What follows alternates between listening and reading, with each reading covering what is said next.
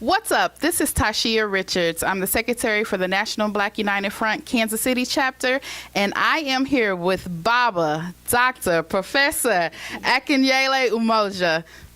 Welcome. What's up, Kansas City? What's up, Tashia? We are so happy to have you here at the 38th National Black United Front Convention.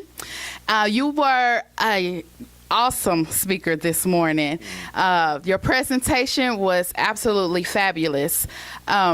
When we presented the topic to you, or the theme for the convention, which was Black Mass Movement, Roads to Liberation, and we know that you have been active for many years, what are some of the things that came to mind? Well, it came to mind that we do need to rebuild our movement, that our movement is the only way really we're going to get our liberation in this country, that we're going to get our freedom, right? And so I had to think about, I remember Gil Scott Heron had this song, and he talked about how we don't all have to do the same thing, but there's something that we can do. And I remember the chorus is, must be something we can do. I know I can't sing, but so what I wanted to do was to talk about the various things we need to do as a people, and so that the audience can see themselves as part of this movement that we have to rebuild. And some people might see just building their family and making their family more conscious. Some people might see working on a urban garden.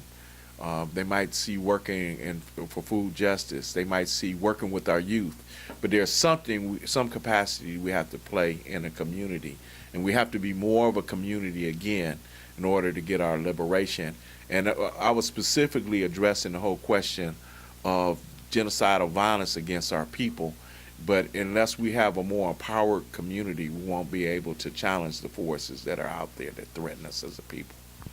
Absolutely. When we talk about bringing our people together, I know that you are one of the founding members of the Malcolm X grassroots movement, as well as you have a whole score of activism that you've had throughout your career. Can you tell us about some of the things that you've been involved in? Wow, I've been active. I'm be 63 next month. I've been active since I was 18 years old. And the first and foremost thing I got active in was working on the defense of political prisoners. So people like Muhammad Ahmed, who was one of the founders of the Revolutionary Action Movement, and he was targeted in J. Edgar Hoover's 1967 COINTELPRO memo.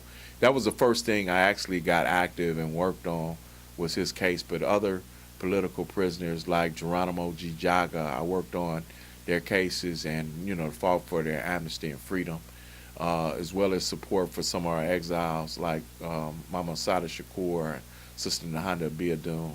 But so that's part of what I've been active in. But I've also helped build a new African Scout organization in the city of Atlanta, which is a youth formation that we have from students 6 through 18. At one time, we have a division in that, the New African Panthers, that Tupac Shakur was a part of at one time, that had an impact on his life, we feel. So I worked with that part of our organization.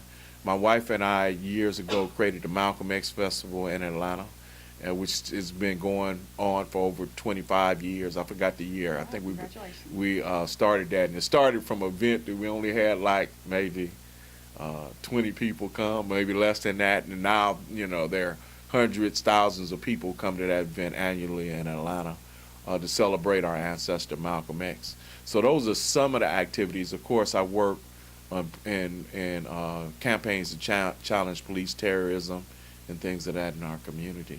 So work around political prisoners, around organizing and making our youth more conscious, as well as cultural events like Malcolm X Festival and other events.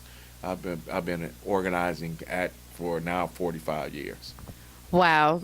Thank you so much for the work that you have done. And you mentioned the youth. And so I still consider myself young, and we call you Baba AK. If you could just give us a quick line or two of what would you give the advice to young people who are organizing today? I would say number one is to study. and to make sure you know the history of our movement, and also to be patient. Things weren't built in a day, and sometimes it takes time. And so one thing I want them to look at is a recent election in Jackson, Mississippi, where Chokwe Antar Lumumba was able to run and be mayor.